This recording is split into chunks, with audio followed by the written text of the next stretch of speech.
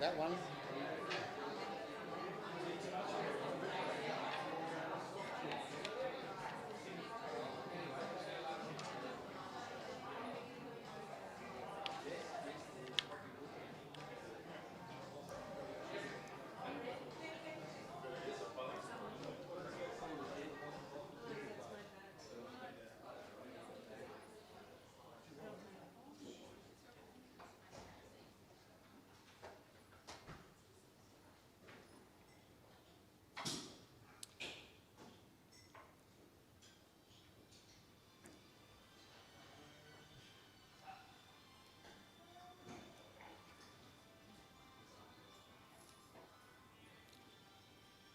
Not very often I'm stumped for words,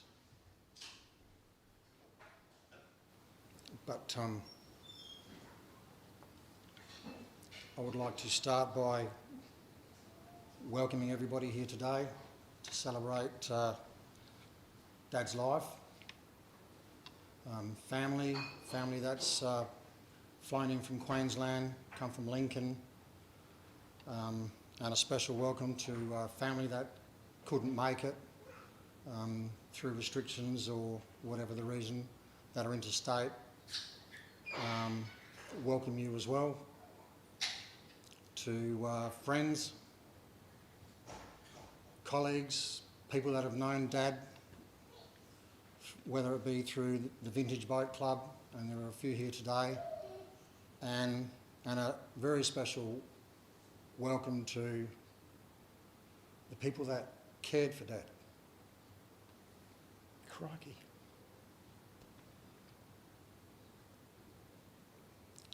You did an amazing job, because I know Dad very well, and he's not that easy to deal with sometimes. He would have kept you on your toes, that's for sure.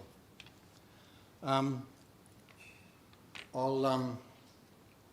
just going to read out a snippet of Dad's life, so bear with me. I'll see how I go. Dad was born in Plympton on the 29th of March 1925. It's where he attended school, primary school and so forth at South Plympton. And then he actually started his apprenticeship as a toolmaker, and he started that at the age of 15 years old, and he was working for an engineering company in Simpsons, so he's always been amazing with his hands. He's a very, very, very clever man. In 1942 to 1945, Dad enlisted into the Australian Army, and he was based at Port Largs until he was discharged at the age of 20 when the war was over. In 1949, at the age of 24, he married his first wife in Jessie Robinson and had two children, Wayne and Jennifer. And then in 1963, Dad moved to Freeling and bought a shop where he was residing and running the general store there. And it was during that time he actually met our mother. I remember that vividly actually I don't remember anything. Apparently I was a young fella and Darren used to stop the traffic and I'd cross the road and go into the shop and I could just fit in the lolly cabinet. So I do recall that. In 1965, Dad moved once again.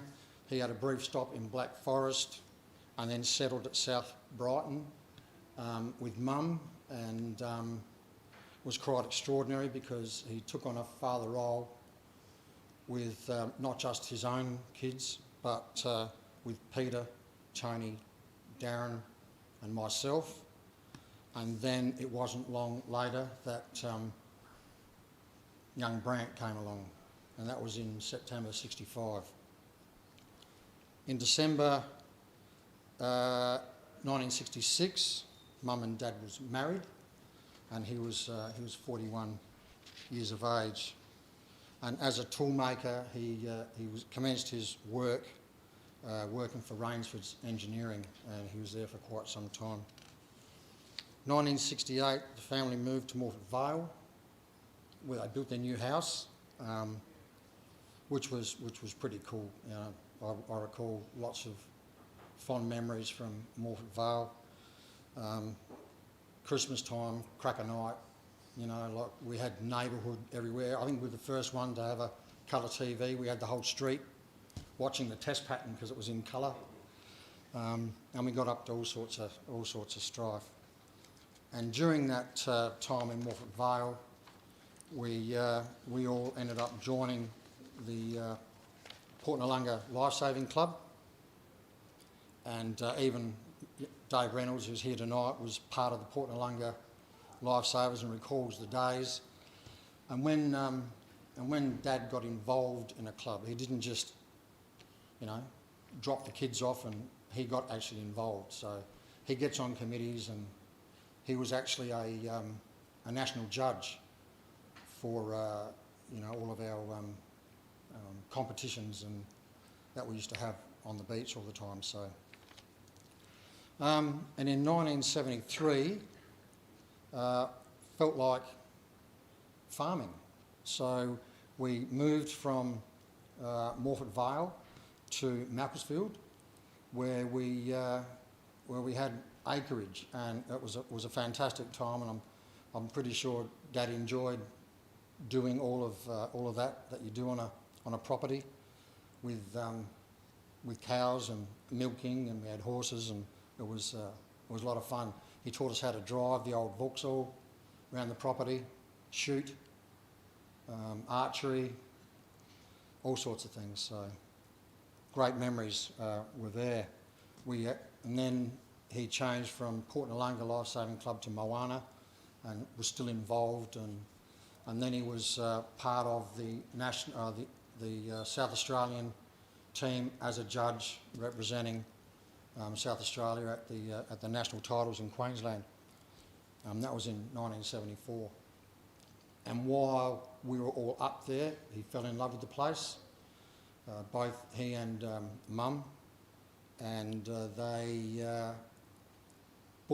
he bought a cattle truck, an old Bedford cattle truck, cleaned it out, painted it up, put all the furniture in, and we had a Ford station wagon.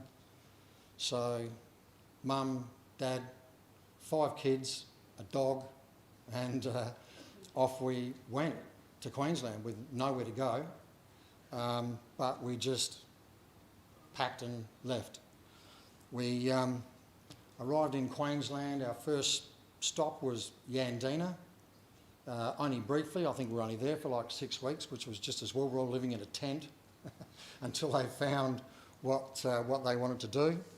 And eventually we moved into a house in Peregian Beach, which is a fantastic spot. And they purchased a service station, Noosa Oasis, Shell service station at Noosa Junction, where he loved it. He was doing mechanical works, and then ended up the first motorcycle shop on the Sunshine Coast, and he started up Sunshine Suzuki, which grew, and then they got into beach buggies that they were hiring, and when we actually loved the Noosa life, and we were all tangled up with Noosa Surf Life Saving Club as well. So, but it was a fantastic time, and I think I should report him for slave labour, because with 5 kids we had someone checking tyres, someone doing oil, someone doing windscreen, someone filling them up, because you never filled up your own fuel back in those days, and they just sat in there and took the money. So it was,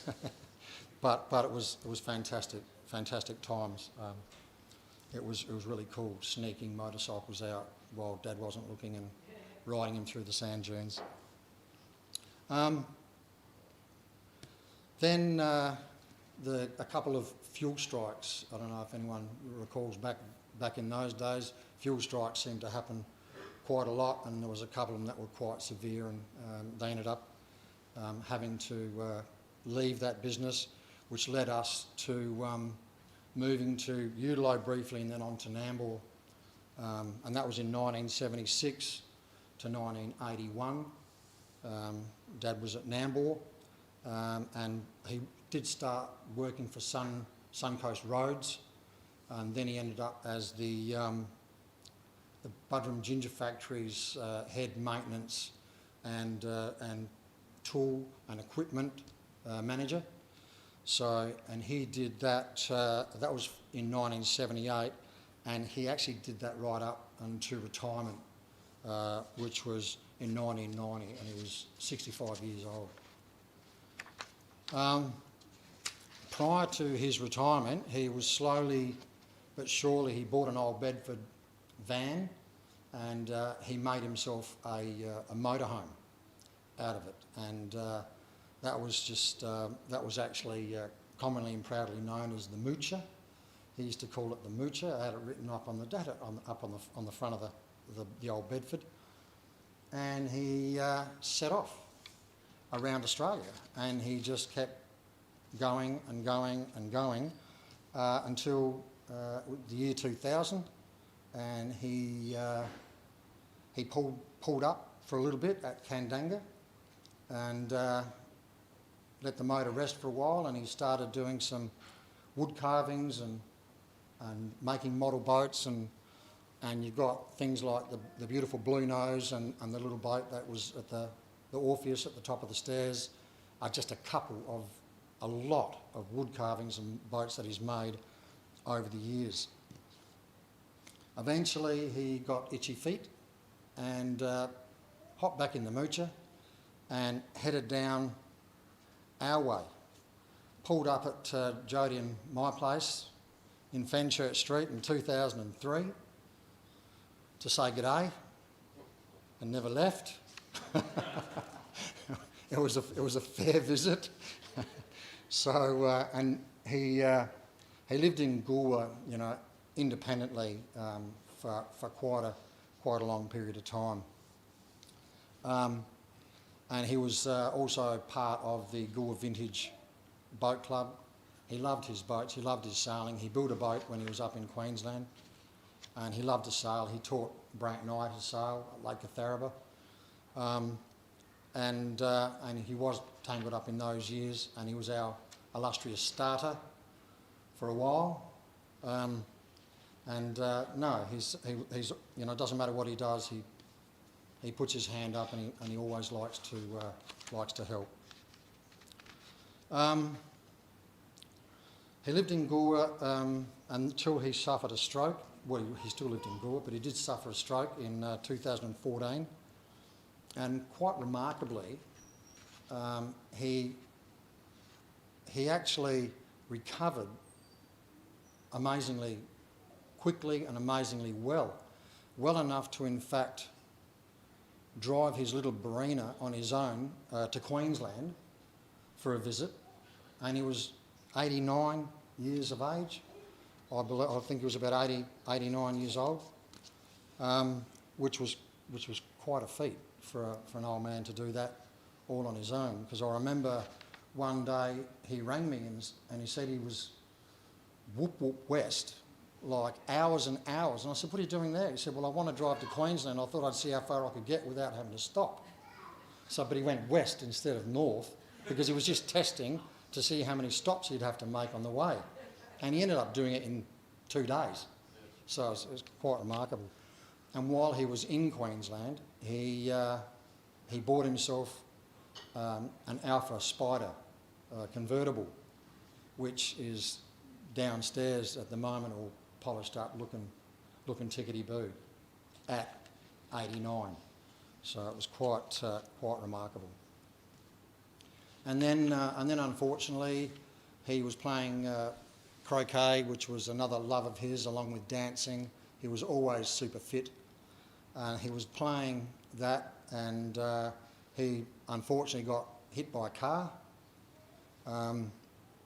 and shattered his hip, and that sort of laid him up a little bit. And then he went from Flinders to Door Park, where he had rehabilitation, and then unfortunately it was no more independent living for Dad, and he eventually moved into Sandpiper Lodge, where these beautiful people here were looking after him, so, which was cool. But that wasn't his last journey. In 2016, he flew to Queensland to visit the family and completed his last road trip, which was with our daughter Georgia, his granddaughter, and I know she's got she's got some stories to tell about that. But Georgia and Dad in a barina for 2 or 3 days. You're better than me. So, and during, like I did touch on before, during his retiring years, he did some amazing things and paintings. He was into painting. He was into just anything to keep his hands occupied, his mind, more importantly, occupied, until the 24th, last week, and he fell asleep and didn't wake up, which at 96, you know, you wouldn't want it any other way. But so thank you to you guys at Sandpiper. And I know he kept you on your toes because he called this meeting once. It was a special meeting, and I had a phone call from Sandpiper, and they said, Alan, your father's called the directors from Adelaide and the management here, and he wants to call a meeting. Can you attend it? And I said, sure, no problem. So I got there, we sat down in the room and in the office and said, all right, Don, you have the floor. And he goes, what does that say up there above the door? And it said, care manager. And he said, well, it might as well say, couldn't bloody care less manager. And they're going, oh, Don, that's a bit unfair. He said, I had a dream the other night. I fell out of bed and it took you 45 minutes to get there. I could have been dead. And I said, Dad, it was just a dream. He said, I don't give a bucket. It was 45 minutes. It's not good enough. And that was the sort of person my father was. So enough from me. I'll hand over to Darren, who would like to say a few words. Thank you.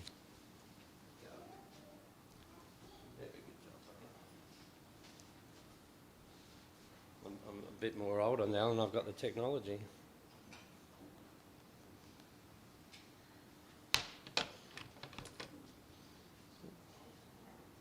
Okie dokie. Wow, so it looks like Gore has had Dad for the past 20 odd years or so, taken away from the other boys, so we didn't get to see Dad too often, been living up in Queensland. But I do thank my heart and soul thank to Lizzie, Alan, Millie, Georgia, and the Gore network that he has here for all the support and love that he gave Don, our dad, and our family does 100% fully appreciate that and love you very much for it. I've got a little message from my second oldest brother, Tony, who asked me if I could read this out. So please bear with me on this one. It says, hello everyone. I'm very disappointed and sorry for not being there with you to celebrate Dad's long and full life. His passing came as a shock. Like most of you, I honestly thought he was going to reach a century and receive a birthday wish from the Queen, but that wasn't to be. Don was my stepfather. However, I was and still am proud to call him Dad. I owe a lot to Dad, especially during my childhood and school years. Money was very tight in our family back then, and yet I don't recall needing for anything. Dad often held down 2 jobs, day and night, and Mum worked tirelessly to keep food on our plates and smiles on our faces, especially on Christmas mornings when the lounge room floor was just covered with toys, which it was, especially in the Morphett Vale era. The Christmas I remember most was when it was my turn to receive a bike, because we all had through from Peter to Tony to myself to Alan, and Brant would receive a bike in corresponding years. It was tears in my, the tears, I was in tears of joy looking at what I thought was a brand new shining black bike on the front porch. As it happens, the bike wasn't new at all. It was second hand, and Dad rebuilt it and turned it into what appeared to be new. So he was super happy. You know, from an old rusty castaway that Dad has secretly spent months restoring, and that was now Tony's present, so thank you, Dad, for that. On a little side note, I stacked that push bike in the morning, and bending the forks and handlebars, and Dad was cool and fixed it in no time. I have to question whether he was cool about that, but it was great if he was. As we got older, our needs become more expensive, as they do, and poor Dad and Mum, of course, had to work even harder to provide for us 5 boys, like allowing me to attend Erbray Agriculture College, which was great, but only for 2 years. We moved to Queensland, and then when Tony was 15, he joined the Royal Australian Navy, which was 2 years later. So he remembers receiving a rifle, was one of his favourite gifts of all things, a 22 Magnum 6-round bolt action. He loved that gun. But we got surfboards, we had motorcycles, as we said, we could have anything we want. Sadly, in reflection of the trade for our wanting and nothing, was that I rarely got to spend quality time with Dad. Never mind Dad, I had an amazing, happy childhood, and for a big part of that, I have to thank you. Rest in peace. So that's from Tony. So just reflecting, there's a couple of my words now, reflecting on what Tony just said. We didn't want for nothing, did we, Alan? Nothing. You know, if we wanted something, we wanted to play football, wanted to do lifesavers, it was there. Mum and Dad would sacrifice everything to make sure that we're okay. So it was pretty good. You know, at 15 for me, I also joined the Royal Australian Navy as well, so I didn't get to see my family as often as the other kids did. We were out for the next 8 years doing what we need to do to become men. So that was pretty cool. So Don was my stepfather, obviously, as well, and I had no idea that he was actually my stepfather till I was well and 13, 14, 15 years old. I can't quite remember. So I was fairly shocked about that, but I didn't care. You know, I've only known him to be my dad, so he still is my dad as well to me. My bonding came with Dad, came in the form of sports such as footy, but in particular the lifesaver movement, as I achieved quite a fair bit of success as a kid, representing national titles, state titles, and Dad was always there 100% to support me, taking me to Queensland, fell in love with Queensland and moved, doing the national titles at Mooloolaba and then at Noosa. So yeah, it was very awesome. I thank him for that very much. I guess the sound discipline that we got from Dad, and it was all based around good manners and doing the right thing. But I can tell you now, looking back, it really did set me up for my time in the Navy, which is very disciplinary sort of a system, and in life in general. So I'm very thankful for that one as well. It definitely made me a better person in the long run. Now, Dad wasn't a person who would tell you that he loved you. You know, I never heard those words ever till probably recently in the last maybe year where he said, you know, I love you, Daz.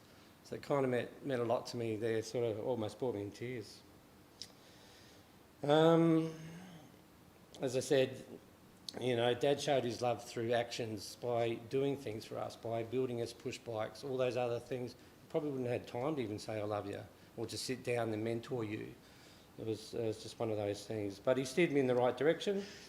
He loved my wife Nettie and loved my first wife Heather, and now Nettie and Heather love each other. So there you go. So it's a good things that come out of it. But he loved my 2 girls as well, Danny and Jessie. And you'll hear some messages from them later on as well. It's hard to describe a man's journey in life and the legacy that we're going to leave when we do pass, because there's many challenges, there's many different roads that we're all going to travel down. And for Dad, he achieved heaps. He achieved so much in his life, had so many challenges, so many different directions. As you can see, we moved quite a bit. You know, just in one town, I think we lived 3 houses in Nambour, all in a short period. So we did move a lot. He has great skills, great talent. He was loved by many, and he was loved by his family forever. And he's my dad, and so rest in peace, mate, and all the best for everything. Just lastly, Mum and Jeff, my mother, Mum and Jeff, her husband, our stepfather now, also wish that they could be here and celebrate Dad's life, and they give their apologies for that. So thank you very much.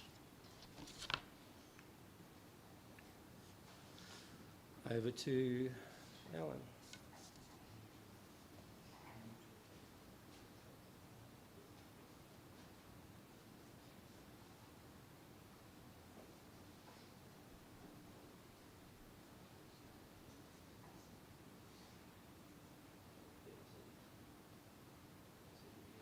Yeah, hi everyone, PT from Sunny Coach. I want to say hi and share a word or two on grants.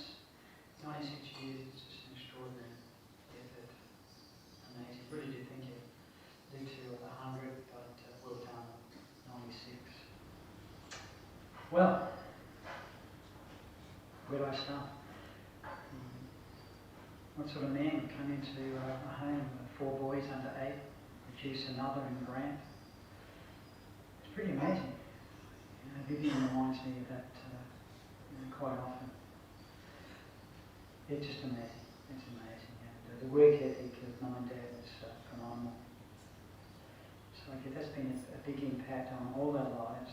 I feel as a family we all work very, very hard. And, we watch Mum toil, and then when Greg's come into our life, him toiling and 2 jobs, milkman, newspapers, and so most appreciated, most appreciated. Okay, truisms, Donnisms. Oh, there's plenty. There's plenty. I guess a couple we've been touching. The lever, the long lever, tilt the world. Just makes life easier. The impact it had on me when I started riding bikes. And road bikes. And, keeping the lines very smooth, keep to the left, and all will be well. And that's true. It's very, very true. And you often used to say, I better to ride a bike for a couple of years before you hop into a car because you become a much better driver. But always keep those lines smooth. And very true, very true. And I guess on bikes, one of the things that I know Grant's loved is when I lost my licence. It happened 4 times. It means that you would get to ride whatever I had at the time. There would be a Suzuki 500, or we have a Honda 550, we have the Kawasaki 900. He gets to ride them for 3 months, and he gives me the Suzuki A100, which he said, Pete, you will never have a problem at all. Please don't bother you. 80 kilometres top speed. You don't need to not ride, you need transport. And put your peak light on, and you'll be fine. And he was right. Never got touched. So that happened 4 times over about a 2-year period. So he got to ride my bikes quite a lot, and I know he enjoyed it. And I didn't actually enjoy the Suzuki A100. It was a shocker. It was a shocker. And but that's another story for another day. What else can we share? I guess, I'm just amazed how someone can live so long and complain so much. It's incredible. The negativity was extraordinary. It defied logic. What it really does tell us is this was a little bit of a front. I think he's far more positive than we all believe he portrayed to be, far more positive. The constitution of the man is incredible. He recovered from a stroke, getting hit by a car, and all the other chaos. It's just amazing. And I guess for me, I would have loved to know more about him. I really, I had so much time for his dad, Chris. He's one of the gentlest men I've ever met. And so he came from good stuff. Anyway, I love you all, and we'll see you soon. Bye. Hi everyone. I wish I could be with you all today, but as most of you know now, I live in Sydney, and I'm not able to travel at this time due to quarantine measures and things, but I really, really wish that I was with you all. I probably got to spend more time with Gramps in the last 2 years than I had in the previous 10. A lot of those times were in and out of hospital, and through falls and trials and tribulations that Gramps time and again overcame. And I know that while it surrounded times with Gramps, all the moments I had with him were in situations of sometimes poor health. We were able to have so many special moments together. And I feel really grateful that he had such a fantastic innings. I feel really grateful that he had so many blonde grandchildren to be confused by. I feel grateful to be one of them. And I feel very grateful for the man who raised my father and my uncles. And I know wherever he is right now, he's having fish and chips in his surf life-saving gear, and he's living it up. I love you, Gramps, and I miss you, and I really hope I get to see you all soon.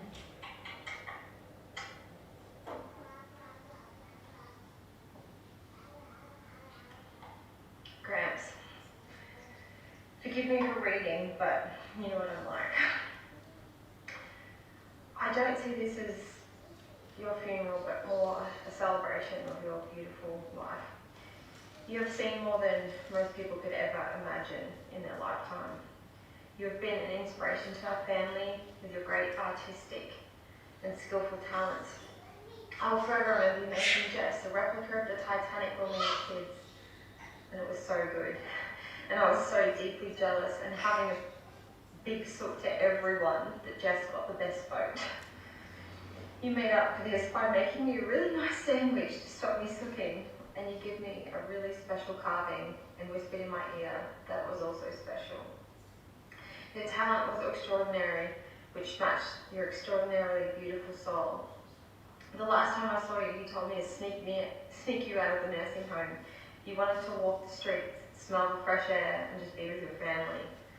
You told me to definitely not tell them that we had taken you, just so you could have a little bit more time with us.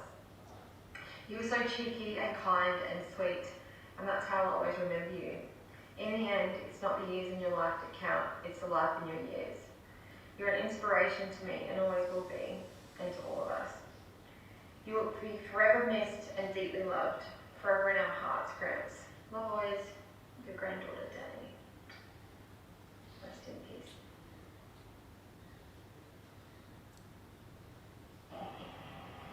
Hey everyone, sorry I can't be there to celebrate Gramps' life with you all, but I did want to share one of my favourite memories of him. And as most of you know, I was obsessed with the Titanic when I was younger, and I requested a model Titanic. He made me one, and I still have it now, and I'll forever cherish that. And be missed deeply.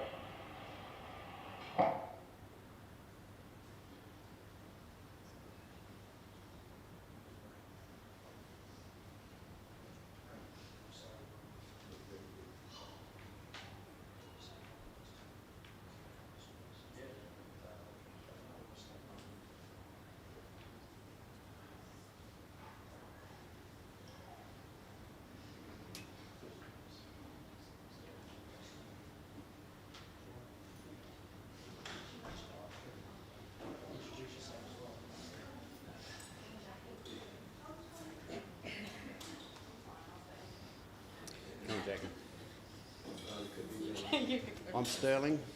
This is Jackie. We had the privilege of looking after Don. It was interesting. It was always interesting. Anytime you saw number 15 ring, you'd think, what have I got to do for the next half an hour? This could take a while. But it was a privilege. It really was. And it's nice to know that Don didn't just become sort of like a difficult, disgruntled old man. He was he was always that way. And it's just just the stories and the memories you guys have just go to show what a man he was, and it really was an honour to look after him. Personally, I enjoyed trimming that beard. I only just recently cut off a big long beard, and Dom was a bit of a fan of my beard. Decided he wanted to grow a beard, and I am a barber, so I had to sort of take care of it for him. And it's just lovely to see that photo there with his beard and his big smile. There was a few things that he did along the way that, stood out, definitely. From smuggling food in and hiding it in his room, and we're finding 10-day-old barbecue chickens in drawers and thinking, like, how is this man still going the way he is? But yeah, every day was a pleasure to see him, and I thank you for sharing with us. Jackie? I did a lot of therapy with Don, which included taking him out, and I would probably be the one to blame for the barbecue chicken. Quite often we would have to take their care plans with us, and Don would either steal it out of my bag or tell me to forget it, because when his diet changed and he wasn't allowed to eat the food that he loved, I would be the only one that would give it to him. So,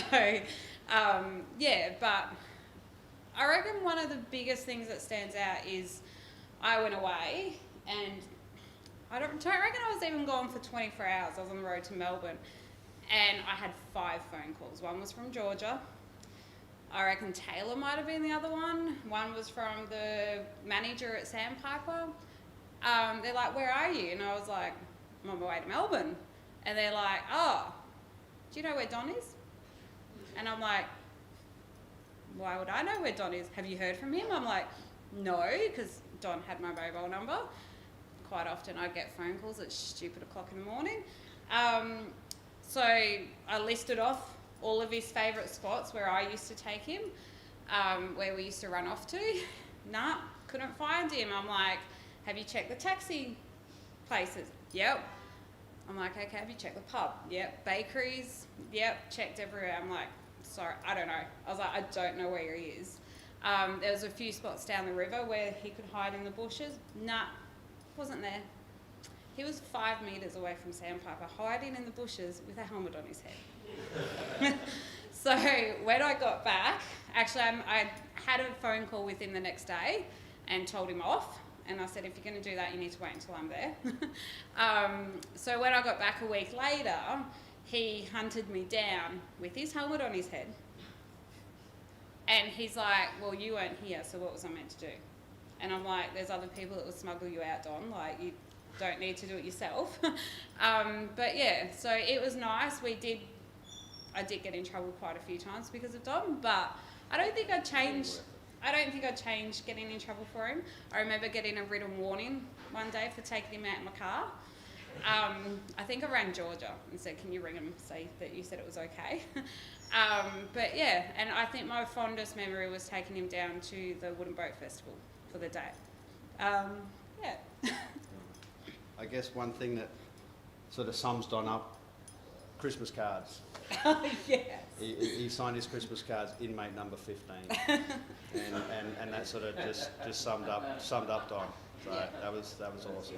And they were all personal, like, they didn't just, Mr. Jehovah's Witness, mind you, Yeah, they that were never didn't generic. believe in Christmas. They weren't to Jackie, to Sterling, Merry Christmas. They always had a personal message in them.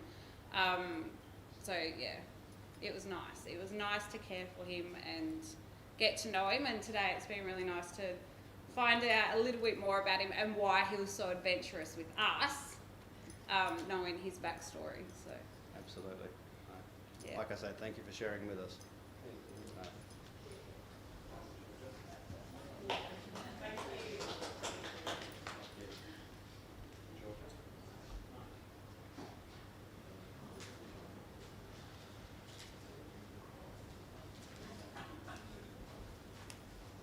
Okay, well, as you probably all know, I'm the baby.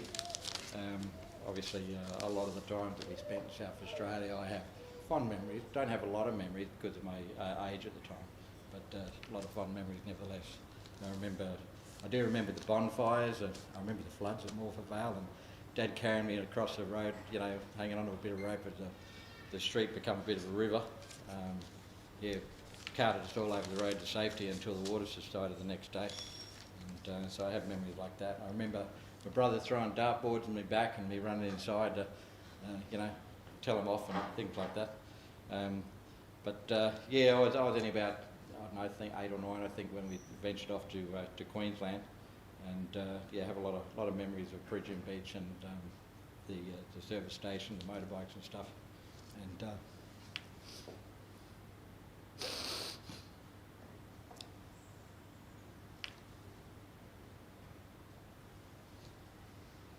while we were in Noosa and Pickett, Dad joined the Catharpa Sailing Club.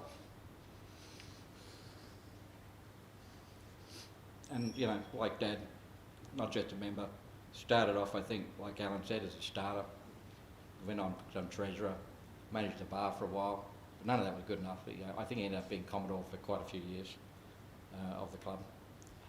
And during that time he built 2 boats, I think it was. Alan had an Arrow catamaran, which later became mine. Yeah, so through Dad teaching the skills, I was junior champion at the club for some time, but it wasn't really a competition. I'm sailing a 14-foot Arrow against Sabo, so it was hardly fair. Yeah, we used to spend time camping with the family up the beach, up at Double Island, which is a beautiful stretch of sand, not dissimilar to this, up in Queensland, which goes up to a headland where you can camp and stuff. And Dad used to love going up there to fish, you know, get onto the Taylor and the Dart. And I remember a lot of the times of the evening they'd just come home from the surf club and the sun was still up, so we'd grab the fishing rods and go down and hit the beach and catch a few darts for dinner. He always used to love his fishing. Yeah. Dad, during his sailing time, like, he built an A-class catamaran. He actually went to the Nationals one year with his mate Bob Elliott. Bob Elliott was later become his boss when he was working for Suncoast Roads. But no, they went to the National Champions, A-class champions, that was at Botany Bay that particular year. We'll have a slideshow up later on which will show a lot of Dad's memories. I've spent the last 4 days going through thousands of photos and we'll try to put up the best few, so we'll just have them looping later on for you all to glance up. A lot of great memories. Yes, Sandpiper, they already mentioned Dad's great escape. Quite a few other funny stories I want to share with you. I don't believe that was the only time Dad escaped from Sandpiper. I think that used to be a bit of a frequent event. I used to hear about it, we'd all have a bit of a laugh about it, but that was just so typically Dad. You know, you couldn't hold the man down, like travelling was in his blood. When I was young, when we first went to Nambour, it was, you know, as Darren went off to the Navy, Tony was in the Navy, Pete was, he started, you know, like you talked about his motorcycles, he actually worked for a motorcycle company in Brisbane, and we only used to sort of see him on weekends. So yeah, the numbers in the house, it was only, we lived in this big old Queenslander in Nambour, and I had the front room to myself. The first time we had a room by myself, because it was like, you know, we were all crammed in a couple of bedrooms, because that's, you know, it was just how it was. And this particular night, I started screaming my head off, and Alan's sound asleep in his bedroom, probably about 2 in the morning or something. He goes screaming into Alan's room and he's yelling out, "Where's the gun? Where's the gun?" And Alan's got, what the heck's going on? But what it was is I was screaming my head off because I just had a prowler trying to break in the front door. And Dad, his solution to that was the next day he removed the steps from the front of the house. Yeah. Yeah. Yeah. As Pete mentioned and the boys have mentioned, yeah, we don't, when it comes to sports, Dad 100% backed us. Didn't matter, he found the money, you know.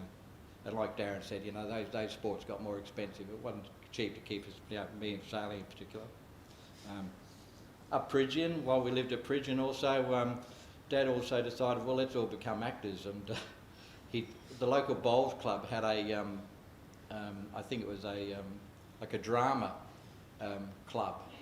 And suddenly Mum, myself, Alan and Dad, we all found ourselves part of that club. I don't know really how that happened. But Alan actually, I think, was offered a couple of roles through some local program through a guy that was part of that club. But yeah, we did a couple of stage shows and things like that, just reviews sort of things, and comical reviews and things like that. So yeah, that was an interesting period of our life. That I don't know how we got into that, but that's one of Dad's things that he wanted to do. There'll be a few photos of that too up later on. Another funny story that I don't recall, but I do remember one of Dad's favourite stories that he used to like once he had a few beers under his belt. And being Dad, I don't think it's BS at all. I think this is completely how he is. Dad used to, when he worked for Rainsford Engineering, which was a company that used to produce automotive parts, as a toolmaker, he used to make moulds for car manufacturers to produce automotive parts. And one of the things that he was really proud of is he actually made the die which made the left rear quarter panel of the Chrysler Charger. So yeah, he was pretty proud of that. So every time you think of Charger, not that you see that many anymore, but yeah, Dad had a part to do with that. Whilst working there, they used to do annual family days, and they'd have sporting events and things like that. And every other family in that place absolutely hated it because, we'd rock up there, 5 boys, all sporting abilities, and we used to win every damn trophy there was. No one ever got a look in. But he was proud of that. Never really said so, but we knew he was. Another funny thing that happened, he used to work Saturdays, a lot of Saturdays at Rainsford's. This particular morning though, he headed off from home with a couple of extra things in his boot. And those things were a couple of trailer hubs and a couple of wheels. And he rocks up to work, goes through the security check-in as they had to, does his shift at work. And the only difference is this time, when he left his shift at work, he was towing a trailer. And he gets to the security gate, and the security guy went and checked the trailer to make sure he wasn't thieving anything.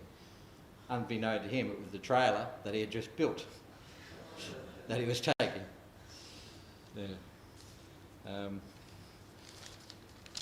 Well, I think I'll just finish up the formalities. There's so many stories, and no doubt we'll share them with you over the next few hours. But yeah, the slideshow will start soon, and no doubt they'll prompt us of lots more stories. But I just want to finish up by thanking you all for coming.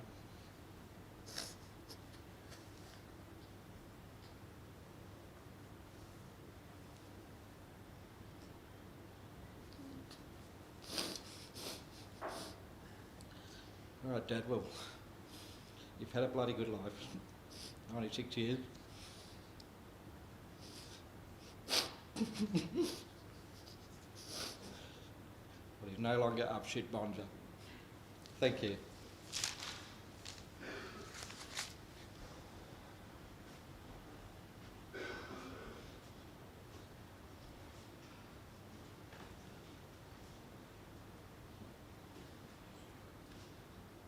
Thanks, guys.